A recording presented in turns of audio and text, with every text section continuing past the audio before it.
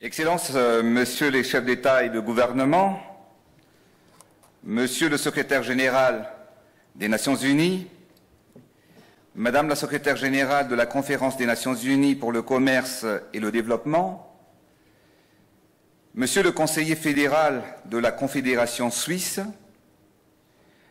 distinguées assistances, Mesdames et Messieurs, c'est avec un immense plaisir que je suis ici à Genève, au Palais des Nations Unies, pour célébrer le 60e anniversaire de la Conférence des Nations Unies pour le commerce et le développement. Je tiens à féliciter Madame Rebecca Greenspan, secrétaire générale de la CNUSED, pour la tenue et l'organisation de ce forum de haut niveau. Mettre en avant la vision des pays insulaires en développement comme Madagascar au cours de cette commémoration témoigne de l'engagement indispensable à la promotion d'un développement durable à travers le commerce et l'investissement. Le thème de ce forum, tracer une nouvelle voie pour le développement dans un monde en mutation, répond aux problématiques auxquelles les pays sont confrontés dans un contexte mondial en constante évolution. Durant les dernières décennies, l'engagement de la CNUSED en faveur d'un ordre international plus juste et plus équitable n'a cessé de se renforcer et de s'adapter aux grands changements mondiaux. L'assistance technique qu'elle a toujours fournie, ses conseils avisés et son plaidoyer continu en faveur des pays en développement sont d'une valeur inestimable. En effet, dans un monde en pleine mutation, tous les pays du monde ont dû revoir leur stratégie de développement pour renforcer la vision d'accélération de l'industrialisation et de l'autonomisation des économies. Les crises en cascade ont entraîné des conséquences dévastatrices sur l'économie mondiale. La pandémie, le changement climatique, ainsi que les récentes guerres et conflits ont généré des instabilités sociales, notamment pour les pays les plus vulnérables qui endurent les conséquences des crises auxquelles ils n'ont pas participé. À titre d'exemple, la hausse des prix du carburant à l'échelle globale a influé le taux d'inflation, ce qui a directement impacté la hausse du prix de production de l'énergie, mais aussi a influé sur les prix de transport et des produits de base. Cela a impacté sur la croissance économique et sur le pouvoir d'achat de la population.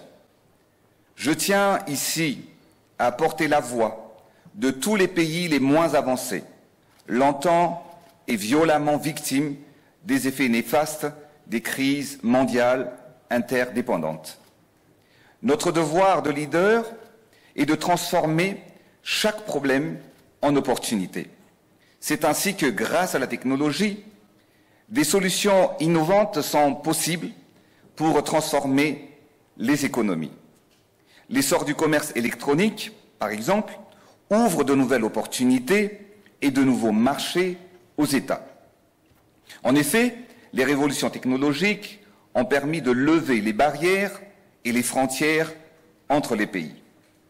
Pour relever les défis auxquels nous faisons face, nous avons besoin d'une coopération internationale renforcée afin de bâtir un avenir où chaque nation, chaque communauté et chaque individu peut prospérer dans un environnement équitable. Mesdames et Messieurs, face à ce contexte, Madagascar s'est armé de stratégies adaptées afin d'atteindre l'émergence en matière de croissance et de développement. Durant mon premier mandat, nous avons renforcé la présence de l'État.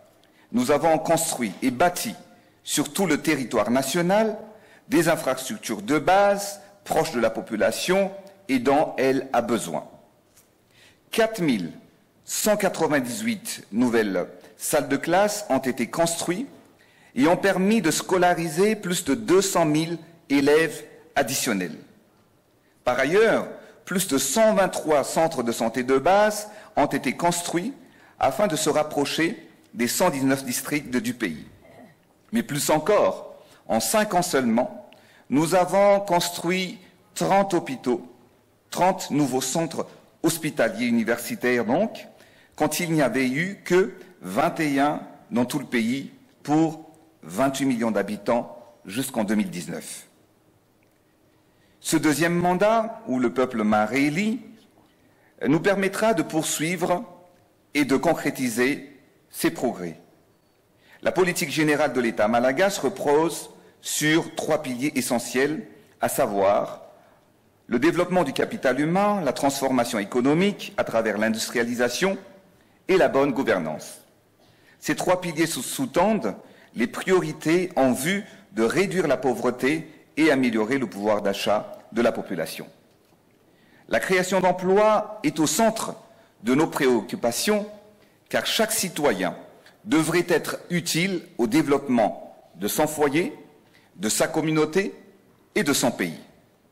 Nous avons mis en place un plan qui assure un accès équitable aux opportunités économiques.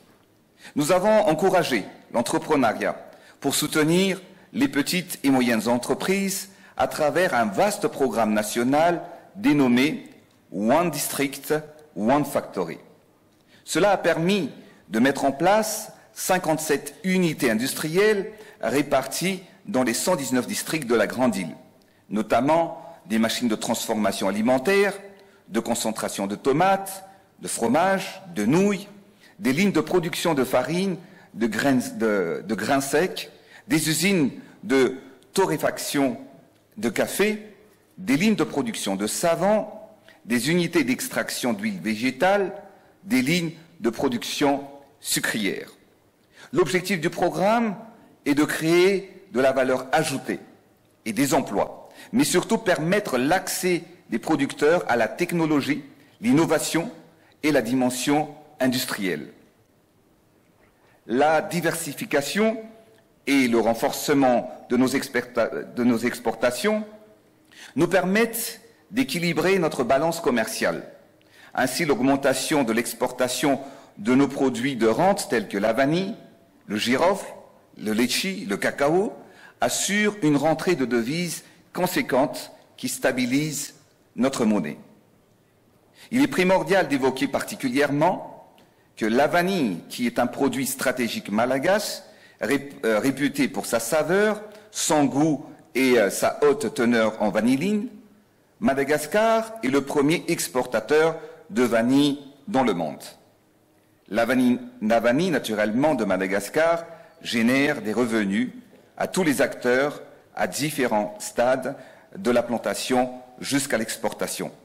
Ainsi, Madagascar projette pour cette année la construction de notre première raffinerie aurifère qui permettra d'exporter de l'or à travers le monde de façon légale et contrôlée. Vous savez, Madagascar est un grand pays riche avec de ressources abondantes. Notre pays est le 3e exportateur de nickel en Afrique et nos réserves de cobalt, de vanadium, de fer, de bauxite, d'or et de graphite sont estimées à plusieurs milliards de tonnes. Nous œuvrons pour améliorer le climat des affaires et dans cet esprit, nous avons adopté une nouvelle loi sur les investissements et la refonte du code minier. Cela permettra d'accompagner et de faciliter les investissements et à ce titre, au moins 3 grands projets miniers vont émerger cette année. Les résultats sont au rendez-vous. En effet, en février 2024, le rapport du Fonds monétaire international avait tablé sur une croissance moyenne du produit intérieur brut du continent africain de l'ordre de 3,8%. Madagascar, quant à lui, prévoit pour cette année un taux de croissance économique de 4,5%. Cela démontre le dynamisme de notre économie. Notre politique économique vise à diversifier l'économie malgache afin de stimuler la croissance. Nous accompagnons ainsi l'industrialisation de Madagascar et encourageons les investissements dans les secteurs agricoles, touristiques, industriels et technologiques pour créer de nouvelles opportunités. C'est pour cette raison d'ailleurs que mon engagement a été reconnu et primé par l'ONUDI, qui m'a décerné en 2020 le titre de champion de l'industrialisation en Afrique. Excellences, Mesdames et Messieurs, Madagascar se joint entièrement au thème de cette célébration du 60e anniversaire de la CNUSED et soutient la voie qui nous est tracée en appelant tous les pays à l'action afin de construire ensemble un avenir résilient, équitable et durable. Je tiens à remercier la CNUSED pour les différents aspects d'assistance technique et de coopération dont Madagascar a bénéficié. Ces soutiens ont permis à mon pays de mener des actions de promotion du commerce, de l'investissement et du développement économique et technologique. Je suis confiant que les débats qui seront tenus durant les 2 jours aboutiront à des résultats concrets pouvant apporter des approches novatrices pour relever les défis et accélérer le développement tant attendu par nos populations respectives.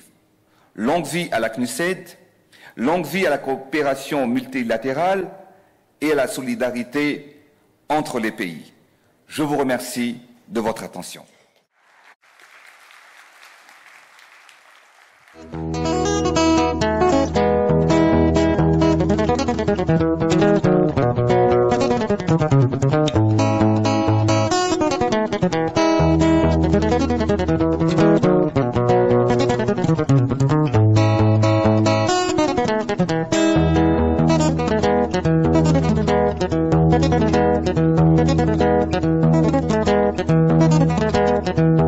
you.